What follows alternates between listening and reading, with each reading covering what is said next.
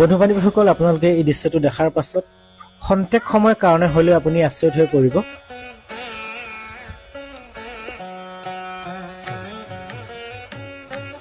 আপোনালোকে দেখিব পাৰিছে দুডাল প্ৰকাণ্ড ফেটি সাপে কেনেদৰে এটা বান্দৰৰ লগত খেলি আছে, আৰু সেই বান্দৰটোৱেও দুডাল বিষাক্ত ফেটি সাপৰ লগত খেলি থকা আপোনালোকে দৃশ্যটো দেখিব পাৰিছে।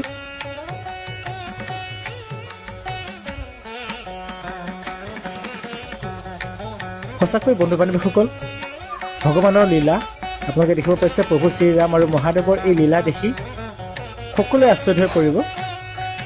আমি যিসকল লোকে ভগৱানক বিশ্বাস নকৰাকৈ আছোঁ বা থাকোঁ, সেইসকল লোকেও আচলতে এই দৃশ্যটো দেখাৰ পাছত প্ৰভু শ্ৰীৰাম আৰু মহাদেৱক বিশ্বাস কৰিবলৈ বাধ্য হ'ব লাগিব।